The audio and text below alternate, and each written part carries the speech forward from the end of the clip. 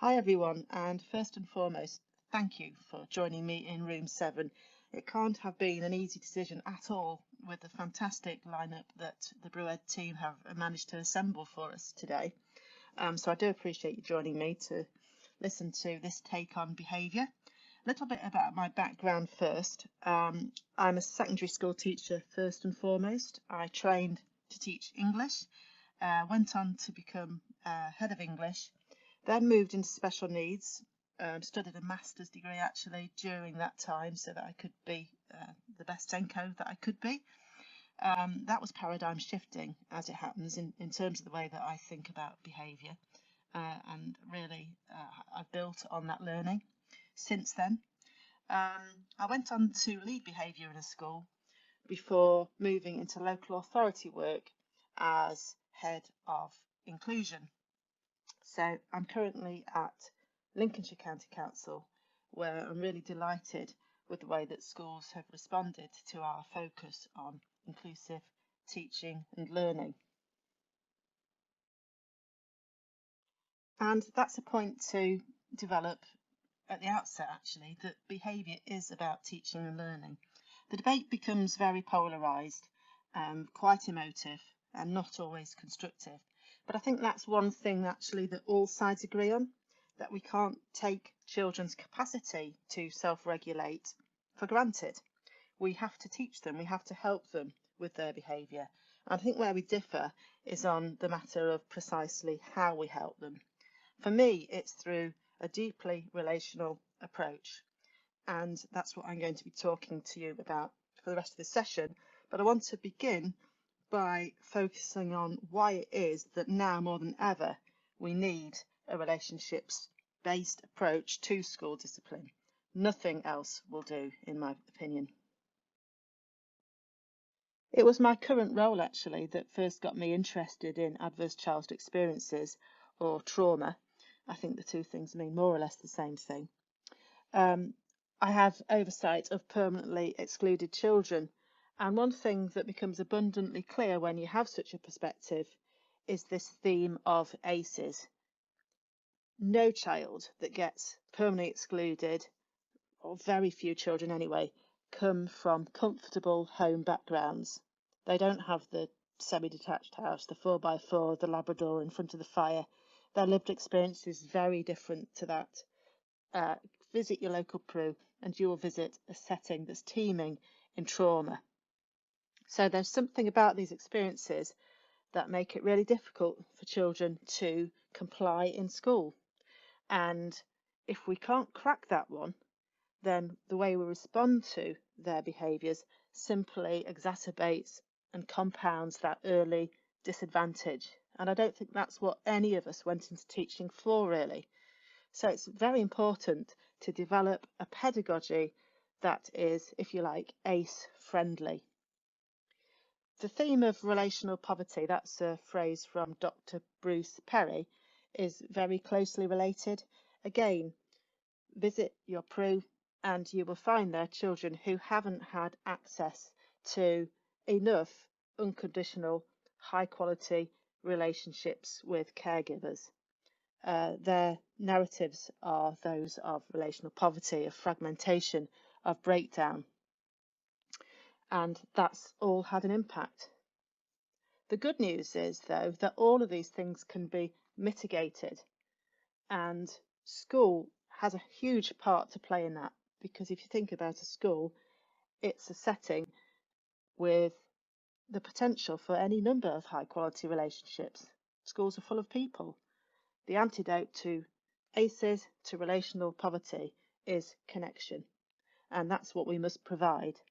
And what I'm going to suggest through this presentation is that when behaviour does challenge, we can respond to it in a way that actually strengthens the connection rather than breaking it. I wanted to spend just a couple of minutes more on the ACE survey because it should have been a wake-up call years ago, and it hasn't had the impact on policy making that it deserved. It was undertaken by Felitti in the 90s in America, and he asked 16 or 17,000 American citizens to reflect on their early life experiences and to answer 10 questions. For example, was a parent incarcerated? Did your parents divorce? Did you experience sexual abuse, emotional abuse, and so on? 10 questions all related to adverse childhood experiences. What Felitti found when he interrogated that data was a devastating correlation between high ACEs in childhood and dire outcomes in later life. So children with ACE scores of 4 or higher are much more likely to go on to develop cardiac disease, diabetes, cancer. The lifespan is shorter, the suicide rate significantly higher than those who haven't had adverse childhood experiences. And this is the case in every single country where the ACE study has been replicated. It's not culturally specific. Sadly, ACEs aren't uncommon either. Here's a population study of England from the Young Minds website, and you can see that just about half of children have experienced one or more ACE, and nearly 10% of children have experienced 4+ ACEs. So in your average classroom, you've got at least 3 children who are impacted and who are gravely at risk. This notion that children are naturally resilient has no basis in fact, sadly, and we do children a grave disservice when we fall back on that one. Some children bounce back, but that's because there are protective factors in their lives which have enabled them to do so. And school, as I've already suggested, can be either a protective factor, or if we can get this wrong, it can massively escalate distress, and it can actually feed what we sometimes refer to as a trauma cycle of failing in school and essentially being punished for that through the traditional undifferentiated application of a behaviour policy. That prevalence data related to pre-pandemic times, and it's important to recognise the impact of COVID here. There will be more ACEs on average in your school. That's simply a fact. We know that children will have experienced bereavements, but it's much wider than that, this issue. So domestic violence, divorce, mental health difficulties, to name but 3, all on the increase, all impacting on children who don't have access to those secure homes, those firm foundations that are essential for flourishing. Some broad brush comments about ACEs there, but I want to focus more closely on the link with challenging behaviour at this point. And I need to be clear that I'm not suggesting for a second that all challenging behaviour in schools is rooted in childhood trauma. What I am suggesting is that we need to be more open to the possibility that sometimes it is, and also more ready to flex our systems and to adopt a different approach when that does in fact prove to be the case. Because the traditional behaviourist approach will not work with this cohort of children, and that fundamentally is why they're excluded so often.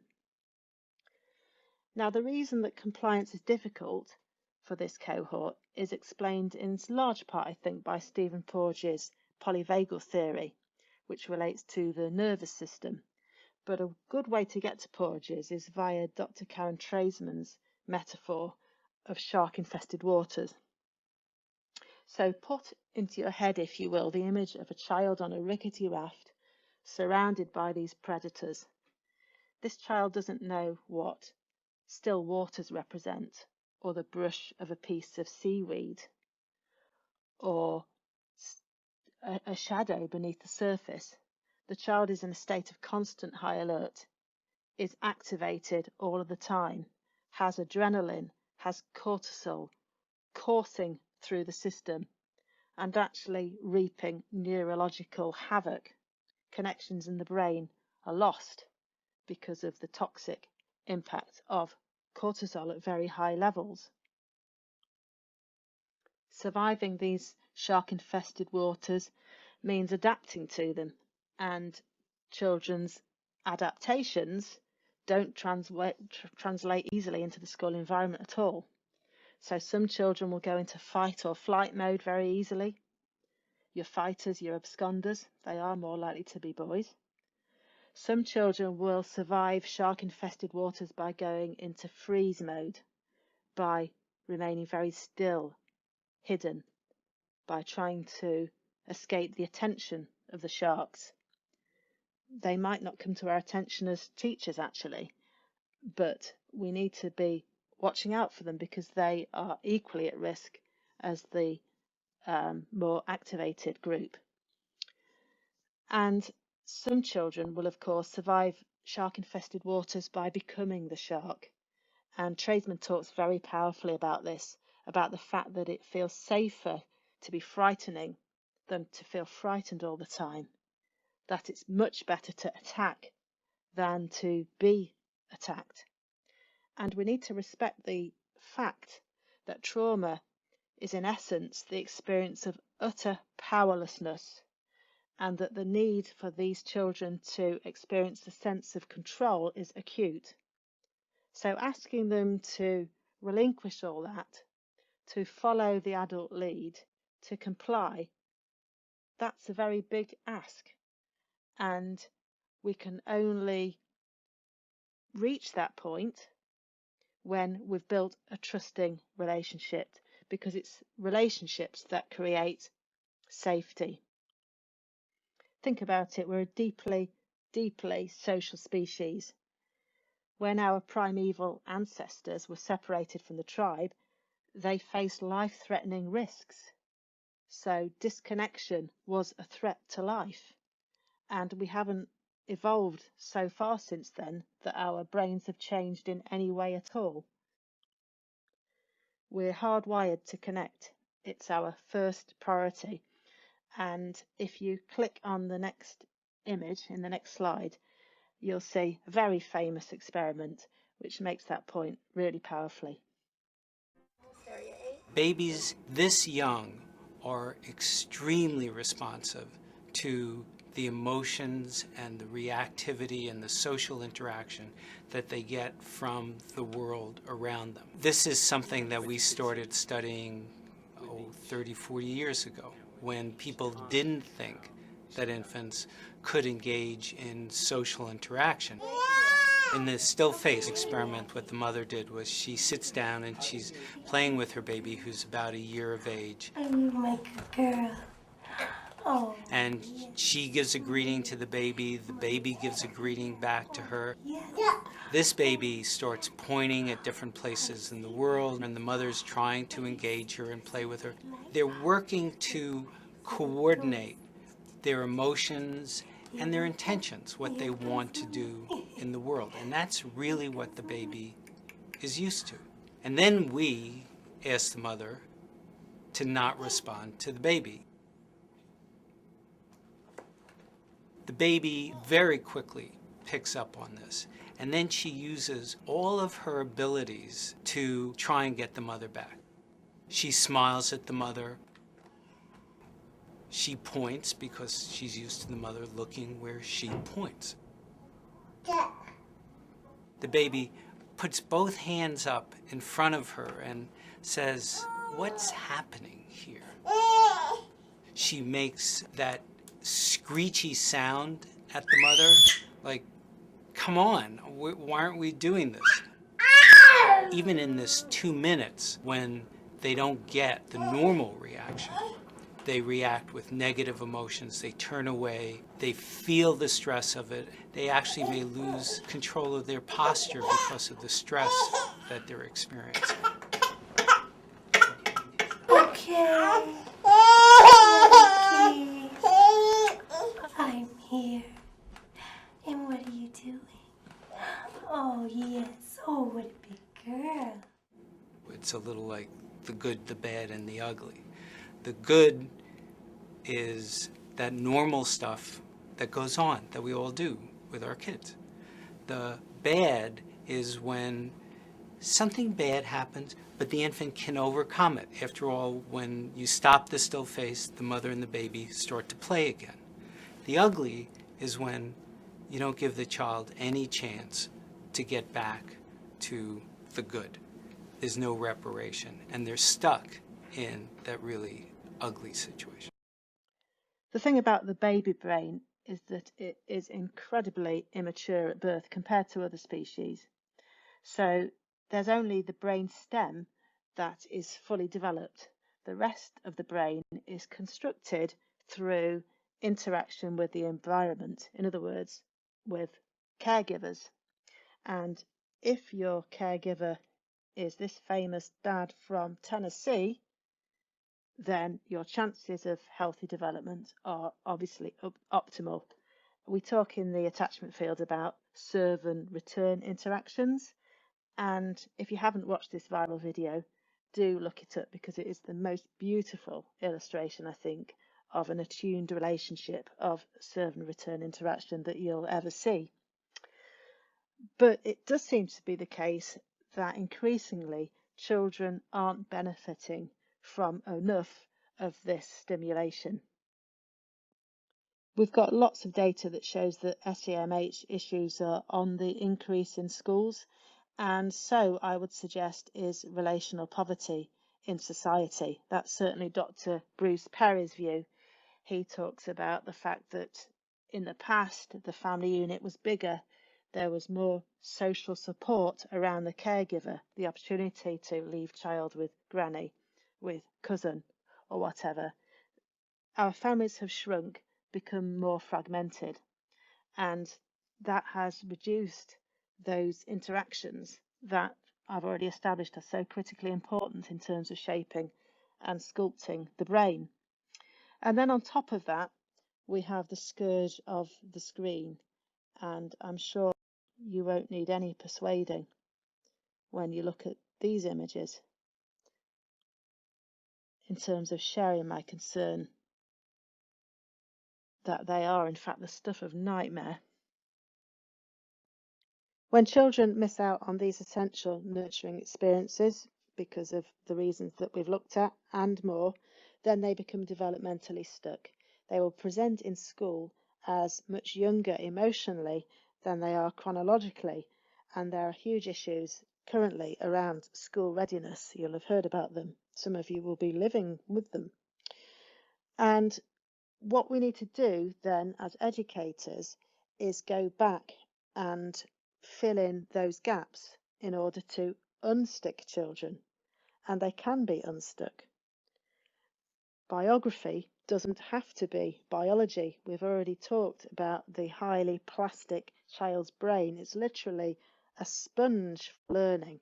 So give a child the right experiences in this context, respond to their dysregulated behaviour in the right way, in a nurturing way, and do that often enough, and we will see growth, we will see progress, we will see children able to self-regulate over time. But it's critical that we go about this in an evidence-based way, and that we don't simply apply the traditional approach, which fails, as I've already established, every single time. So let's look at what the evidence says about discipline. Looking at discipline through a psychologically informed lens, we can agree that it's not actually necessary at all in the first year of life. All an infant needs is an adult to be irrationally crazy about them, to meet their needs, to be consistent in their caregiving, and to provide a sense of the safe base, and through that the world itself as a safe place. However, in the second year of life, discipline is necessary in the form of boundary setting, because children are now exploring away from their safe base and thereby encountering risks and hazards. So we have to introduce the word no to keep them safe. No, Jamie, off the road.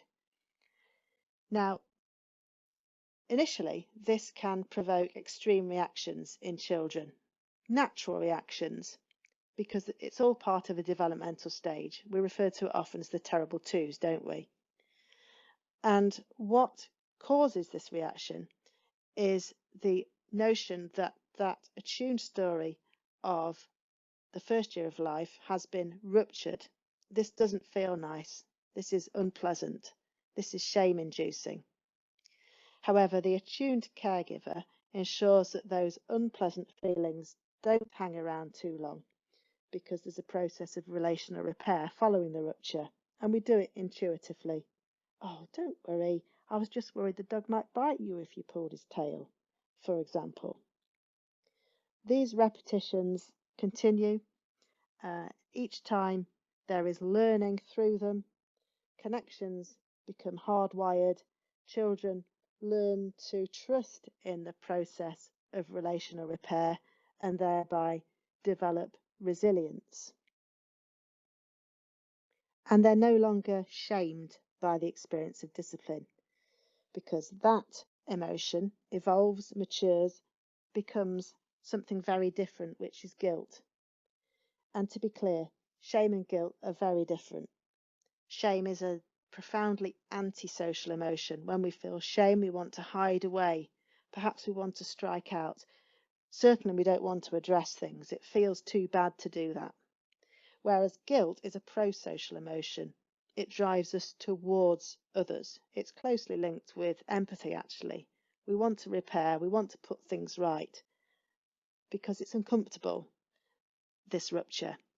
And we have the skills to resolve that because we've been taught them through our early experiences. Now, that's what should happen. That's socialisation. And when it's been successful, children will begin at school perfectly able to tolerate discipline.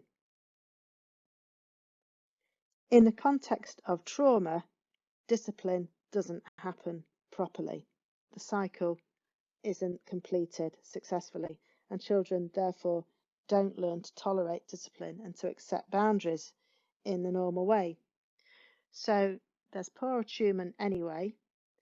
There's still the setting of a boundary in this cycle, because even the most neglectful or compromised parent will by and large keep the child alive. The rupture then follows, and the shame that goes with that. But what's missing from this cycle is that critical relational repair, which comes with good attunement.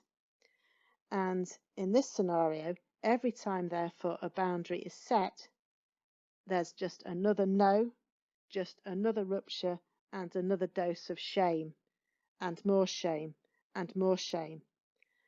And that feeling doesn't evolve, doesn't mature into guilt.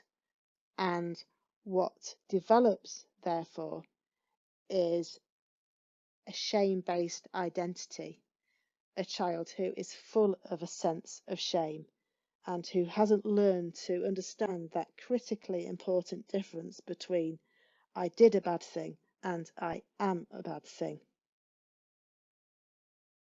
Some of the most problematic behaviour that we see in school is driven by toxic levels of shame. Because shame is such an acutely painful emotion, such a threat to the self, children will develop a shield against it. And I'm referring here to Dan Hughes and Kim Golding's shield of shame. This graphic for me explains most of the problematic behaviour that we see in schools. So these are the children who, when challenged, will adopt any of these four positions or all of them. They might blame others for what happened, even though clearly the thing was their fault. They might minimise the situation, its impact on other people. They might be triggered into a rage when we discipline them, or they might simply lie. It's perfectly possible to have all the CCTV footage in the world and the witness statements and the adult testimony, and for a child still to insist that it wasn't them, they didn't do it. And that's really perplexing until you understand the psychological function of that lying. Children are doing this because actually they haven't got the capacity to tolerate discipline, to tolerate shame. It's too painful. They can't allow themselves to go there. So our goal as educators is to get around this shield of shame such that we can discipline children successfully, because of course they have to learn to work within the boundaries that we set for their safety, for everybody else's safety. So this work isn't about a free-for-all. It's not about just loving the children and letting them run amok. It is about a relational, non-shaming approach to discipline. It's about teaching children to behave rather than sanctioning them for not having that capacity yet because of the experiences they missed out on and which we now need to compensate for. We're not as good as I think we have to become at providing compensatory experiences when children's behaviour shows us very clearly that that is what they need. We are, after all, on the edge of a deep recession, and a tsunami of need linked to hardship and adversity is going to be bearing down on children, through them on our schools, and potentially destabilising them if we don't have the appropriate set of tools. If you look at longitudinal studies to come out of Hurricane Katrina, you'll know that it's always the most vulnerable, the most marginal families that are hit hardest by disaster. If they're close to the edge, they tend to be pushed over that edge. And children from those families in the States showed emotional disturbance long after the event, obviously linked in a way that we understand now to their increased ACEs, their stress-filled lives. To reiterate, the child's brain is highly vulnerable. They're not naturally resilient at all. But that malleability is also the hope in this work. And we need to be very aware that the adolescent brain too is highly malleable. I'm not just talking about young children here or primary school practice. We now know that there's a second huge neural pruning that occurs during adolescence. And with that, a huge window of opportunity if we can move in closer to them and provide them with the right set of experiences and stimulation to develop new ways of being, new ways of thinking, and to stabilize them. So how to do that? Well, DDP, dyadic developmental practice, is a well-established method in the parenting field with a really solid evidence base now. Kim Golding explained in a podcast recently that when she first started working with adoptive parents and foster carers, try as she might, she couldn't help them. She couldn't help their children. She couldn't reduce the distress. And that's because all she had in her locker at that time was behaviourism. It's what she knew. It's what she'd been brought up through. And it wasn't enough. In fact, it was escalating in many ways. Then she found Dan Hughes, DDP, and a new approach that she found worked and that she's been a passionate advocate of ever since. And what we now have is a book about how we might apply DDP within our educational settings. So this is relatively new work. I can't refer you to studies showing the impact of DDP in schools just yet. What I can say, though, is that for reasons that we've seen, the approach is biologically literate, it's non-coercive, and it is a way of teaching children to accept adult authority, which is, after all, what we all want. At the heart of the approach is PACE, which is explained in this slide, and I'm not going to go through it in lots of detail because I do think it speaks for itself really. But just to explain the rationale, remember we're dealing with children who aren't able to regulate emotions well or to form reciprocal relationships. But relationships are the thing that they need in order to recover, because it's through the relationship that they achieve a sense of safety. The relationship, to quote Brené Brown, enables them to hang up the armour, open themselves up to connection and learning and growth. Fear restricts, safety expands. So the relationships do that, and PACE is a way of helping children to form relationships when relationships have in the past been a form of a source of fear.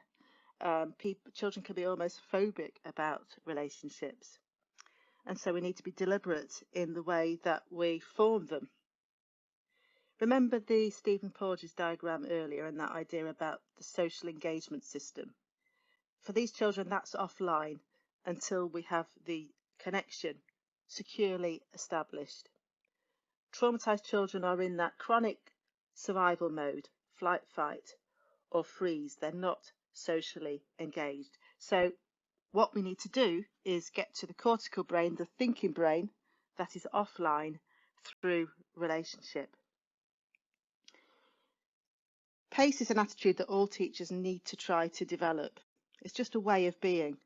And actually, when teachers are burnt out and in the current climate, we shouldn't underestimate the challenge in this work. And it's why teacher wellbeing is absolutely everything. We've got to look after our teachers if we have any hope at all of looking after our children. And the issue of emotional contagion is also very real. There was a study that showed actually that the higher teachers reported levels of burnout, the higher literally the level of cortisol in the classroom. Children's saliva samples were taken at the door. Quite extraordinary, this thing about emotional contagion. Again, though, it's a risk and it's a hope, because teachers can share their calm, their nurture, their warmth, their empathy through an attitude of PACE, and that will ground children over time. It will stabilize them. Be mindful as well that traumatized children, those who are hypervigilant, will be much more focused on your gestures, on your body language, on your facial expression, on those kinds of cues, than they are on actually what you're saying, because the priority is survival. Are you a safe person? And so part of this work is also about being really very intentional in our use of body language, gesture, tone of voice, and so on. And there again, actually, there is common ground with, if you like, the more traditional take on behaviour management. Doug Lemov talks a lot about the teacher's stance, doesn't he? You know, I've read the behaviour policies. So I've read the behaviour policies that are underpinned by Teach Like a Champion type approaches. You know, the teacher stands, scans the class, rises up on their toes, counts down. That kind of thing is set out in detail. And what I'm proposing here is that we need to have the same kind of forensic attention paid to how we communicate our safety cues as teachers, how we establish our classrooms as safe places where children can, again, hang up that armour. And I would suggest that it's not necessarily by rising on your toes and looking to the hypervigilant child as if you're about to pounce. I get that in terms of establishing authority and so on, but remember what we said about shark-infested waters earlier. And think about your own experience in the classroom. Are you more likely to settle to learn if on your way in the teacher gives you a warm smile and asks you how your football team performed at the weekend, or if they're reciting some script that you hear every lesson and rising on their feet at the front of the classroom? I'm being a bit provocative there, but the key point is the importance of communicating warmth and connection. And it needs to be a deliberate effort, because remember, these children aren't those who will draw us naturally to them. We might even be a little bit relieved if they're off actually that day. But that's all the more reason to focus on communicating acceptance and understanding the idea, actually, quoting Tradesman again, that every interaction is an intervention. Dr. Bruce Perry calls this therapeutic dosing. Those little chance encounters, those moments of kindness, create a therapeutic milieu in a school. They create a sense of warmth, of nurture, and what we need is our most vulnerable children, our most marginalised, to access that. So it's about focusing on these and ensuring that, you know, there's no sort of Matthew effect of rich getting richer in terms of their social skills and poor getting poorer because we don't have those same warm interactions. It's got to be a deliberate thing, a strategic thing. And I guess this really then is about knowing our children really well, who needs that help. Let's talk about that as a staff, and let's ensure all staff understand that actually they, as the adults, are responsible for the relationship.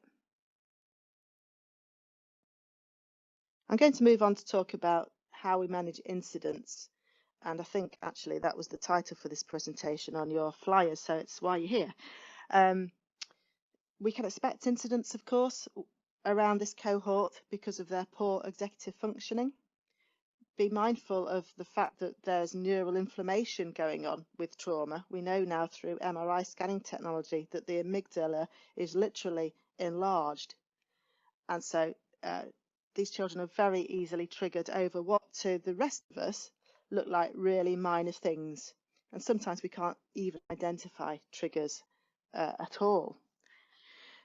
But certainly children can go from 0 to 100 when they are compromised in this way. So what do we do about that?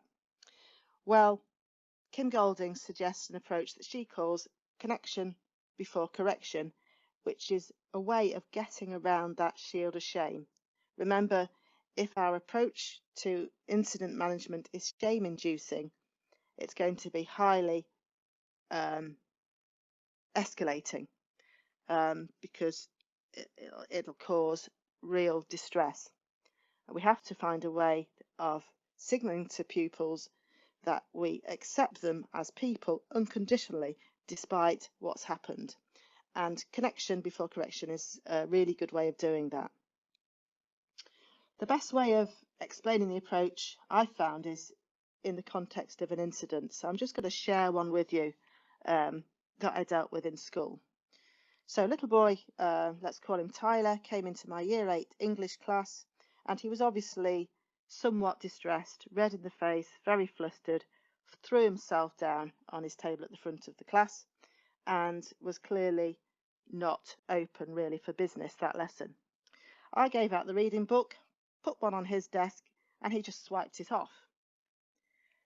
I realised that if I immediately put it back on, there would be a repeat of that, and I didn't want to escalate this situation, so I just left him a while and tried again in 10 minutes, but there was the same response.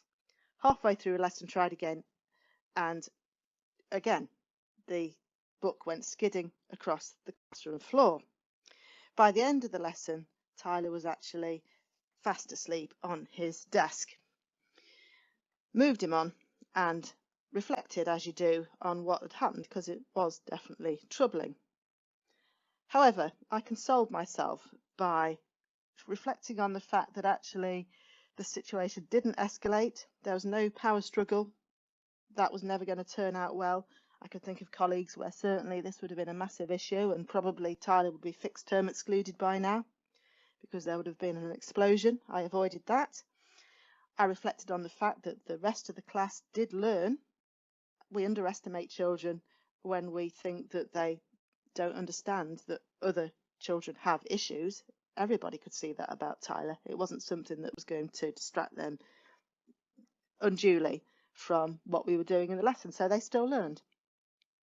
Tyler probably didn't, but I was reasonably satisfied. Thinking back, though, I'm not at all happy with the way I handled that situation. It wasn't a trauma-informed response at all, and Tyler learned nothing. And worse than that, I suppose by ignoring him, and I know we call it tactical ignoring, but we can overuse that strategy, I was the equivalent of the still face. So here was a boy communicating me through his behaviour that he was overwhelmed, he wasn't coping, he needed help, and he was getting nothing at all back from me. He was alone with his overwhelm, and my hope, I guess, was that he dealt with it somewhere else. And clearly he wasn't coping at all. We could see that through his behaviour around school. And I guess if what he got every day and all day was the equivalent of either the still face or challenge, then these were indeed shark-infested waters for Tyler, and he was on his own, and he wasn't coping. And actually, he did, in the end, move on to an SEMH special school. And I am now absolutely convinced that if we had dealt with him differently, in a biologically literate way, understanding his issues, then we could have kept him in mainstream. And that is where he belonged, and that's where his outcomes, to be fair, would have been optimised. Because he would have had access to all of those GCSEs and doors would have opened. But it wasn't to be. Connection before correction would have given me a methodology that I could have used in this situation, and I'm pretty confident that it would have worked. And through repetitions of this connection before correction approach, then Tyler would have developed new skills and would have, in the end, after this co-regulation strategy, been able to self-regulate, I'm quite sure. So enough by way of preamble. I'm now going to take you through the 7 stages of the approach. Step 1 then is to ask yourself the question as the teacher, am I regulated enough to deal with this? It could be that you need to call upon somebody else, or that you just need to wait a while and take some breaths. Remember what I said about emotional contagion. The only way I'm going to bring Tyler back and regulate him is if I'm grounded myself and I can spread my presence, my calm presence with him, share that with him. That's what ultimately is going to bring him back to me. I can't do that if I'm escalated. In fact, in this situation, strengths and weaknesses as a teacher, actually taking behaviour personally wasn't one of those. So I was regulated. I could have stepped into step 2 of the approach. The next stage is to ask whether the child is regulated. And I did do that, in fairness, so I'm doing okay so far with this strategy. I could recognise even then that Tyler wasn't within what we call the window of tolerance. He was hyper-aroused, really activated at the start of the lesson, a coiled spring, I could see that. And by the end of the lesson, he had actually moved into hypoarousal. And we do see these spirals in vulnerable children where they can move from that state of being really activated to being asleep or really zoned out. Chronically, they're outside of the window of tolerance, which is, of course, what our intervention work needs to move them into. So Tyler wasn't regulated, and I therefore didn't challenge him, and that was the right decision. It's in the subsequent steps that I go wrong. Looking now through a more psychologically informed lens, the next stage feels like a no-brainer, but it didn't occur to me back in the day, sadly. So what we need to do is help children regulate if they're not inside the window of tolerance. In a trauma-informed school, Tyler would have been given interventions, one-to-one or in small groups, teaching him regulation strategies, things like box breathing. If you look at the bottom of this slide, you'll see links to our BOSS Behaviour Support Service. They have got some fantastic videos that you can share with children on calming strategies, such as breathing is, of course, the big one. And children are all different, and they will develop their own approach that works for them. So we need to practice with them a range and give them repetitions of that experience when they are actually calm, so that they take that learning on board. So ideally, Tyler would have had recourse to those strategies and might even have been able to use them in the lesson to calm himself down. However, we hadn't done that work. He didn't have those skills. He was feeling overwhelmed. What I did have in the lesson alongside me was access to a teaching assistant, and what I could have done, instead of just leaving him, was say to Jenny, could you just please take Tyler for a walk outside, because he's clearly not in a place for learning, and bring him back when I think he's ready. And she would gladly have done that, and that would have been a really good use of time. Walking is itself really regulating, actually. Any repetitive, rhythmic activity calms the brain, and as does using the large muscle groups.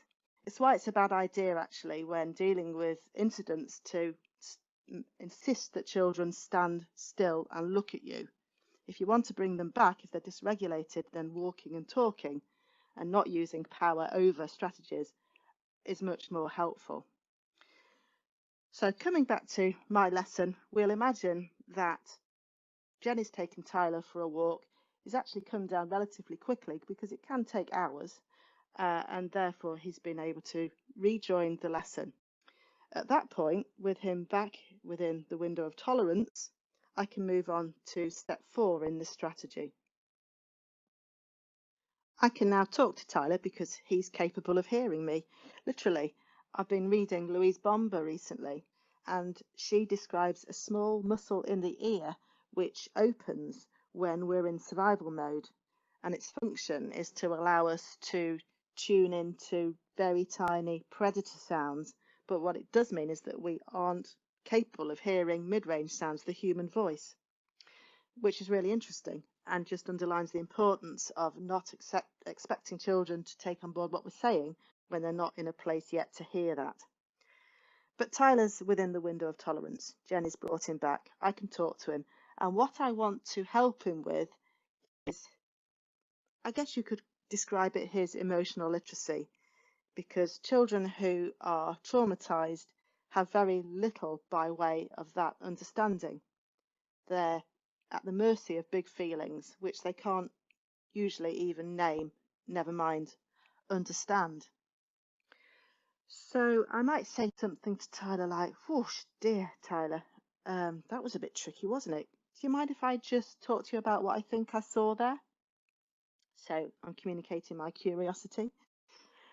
I think what's gone on is you had a difficult time at lunch, because lunch is often hard for you, and I get that because it's a big noisy yard, there's lots kicking off all of the time, and it's difficult for all of us to cope with when we're having a bad day. And I know that you've been having lots of bad days lately, and I'm aware of what's going on at home. Dad's moved back in, it's difficult, and thinking about your stress bucket when you come to school, it's already pretty full, isn't it? So it doesn't take much for it to fill up and eventually spill over. And I think that's what I saw in my lesson. The stress bucket nearly spilling over. Ryan was in the class, you have a difficult time with him. Lunchtime would have been something that you struggled with as well. And then the last straw, me putting that book down, you find reading hard, and expecting you just to settle to reading when you weren't ready to do that yet. I think that's what I probably saw there, Tyler. In the attachment field, that's called wondering aloud, and it's profoundly soothing to children, because what it shows is, here's an adult who's actually trying to get me, not condemning me, not judging or blaming me, simply trying to understand. It's a critical part of the process. Now, Tyler might think, well, that's a load of rubbish. None of that is true. And he might talk to me about what actually was going on inside him. But that's good, because it's a moment of intimacy that we're achieving here. Remember, relationships, that's the goal. We're cementing a relationship through this discussion. Or he might say nothing at all and just listen. Whatever the response, it's going to be positive, because the learning from Tyler is, I'm not being judged, condemned. Here's somebody trying to understand me. The next stage is very closely related, and they will happen within the same short discussion. It's the empathy step. Empathy is the superpower in the strategy. Empathy, to quote the great Brené Brown, drives connection. So I don't know if you've seen her video, her animation on YouTube. Look it up if you haven't. But at this point, we're down in the ground, we're down the hole with Tyler, showing that we get it. I might say something like, you know, Tyler, there's not many times in my life where I felt completely overwhelmed, but I have been there, and I know what it's like, and it is awful. So I'm sorry that this is the way you feel so much of the time lately. But honestly, it will get better. But goodness me, it must be hard for you at the moment, and I'm sorry about that. It's now safe to move on to the correction step. It's not going to be shaming, it's not going to be triggering, because I've established the connection, I've strengthened the connection even, I've communicated my acceptance of Tyler as a person and my empathy for him. And that is critical. A consequence might well be necessary for us to really underline the importance of the boundary, and we have to teach children to work within boundaries. That's the goal. We all share that same goal. And for me, a logical consequence is always preferable because children experience those as fair, and fairness is a value they rate really very highly. And with this vulnerable group, they do have a sense of life and people being very, very unfair to them, which we have to mitigate. So I might say, Tyler, I think the best thing we can do now is go and tidy my book cupboard during break, and then we can draw a line under this and it'll all have been put right. Come on, let's go. Is an example of a logical consequence. When the need for control is acute, remember what I said earlier about trauma as the experience of powerlessness, then we need to be prepared to negotiate consequences. That's not weakness or lack of clarity on the teacher's part. That is simply being biologically respectful, not asking more of children than they can give us at the moment, but moving them forward in that work. Or it could be simply that your school behaviour policy insists that there's a detention. But I would suggest that even if that's the case, it will be tolerated if you've done this work first to ensure that there's a connection and there's no relational rupture. The last stage of connection before correction is making that explicit. So we've delivered the consequence, there's been some learning, but I need to be certain that Tyler understands there is no relational rupture. We're completely good. So I might say to him something like, Tyler, just want to know before you go off to your next lesson, we're absolutely good. You're still my top student. I really look forward to seeing you in lesson tomorrow. I don't want you to go away and worry at all about this. Is that okay? Is an example of repairing the relationship. Fundamentally important to do that.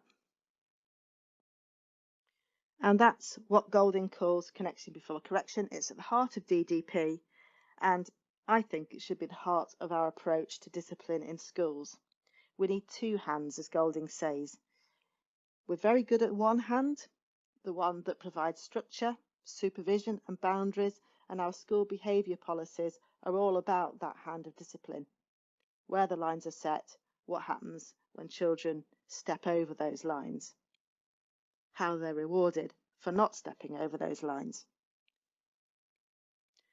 Hand one, though, can be missing. I think it's a hand that is more freely available to children in primary schools, and the challenge for the secondary sector is to really, I think, review policy and practice to ensure that there is that critical connection, warmth and nurture for children who simply can't cope, can't grow, can't develop without that. So we're looking at two hands of discipline, and connection before correction is an expression of using both of those hands. A final thought as we bring up the references at the end here. Ideally, this is everybody, all members of staff understanding the importance of the relationship and contributing to this culture of pace, this attitude of pace that we want the whole school to communicate and to wrap around children. But it might not be, and you will always get some staff who struggle because we are talking about a particular set of relational skills, and there are staff with their own relational difficulties and challenges. But the hope, again, is the fact that one unconditional, long-term, consistent, kind relationship can change the trajectory for a child, can stimulate the new growth, that we've been talking about. And there's strong evidence to support that statement. Back in the day, we used to think this was down to the mother. Then scientists understood actually the father or any primary caregiver can provide the necessary nurture for thriving. But what we now know is that it can be any adult who is present enough in the life of a child. And there are probably children in schools that you have impacted more profoundly, more helpfully than you will ever know. And my hope, I guess, is that you go away and you spread this and that you're more deliberate in the work so that actually more children can benefit from a relational approach to behaviour and from nurturing school community, from a sense of belonging. Thank you.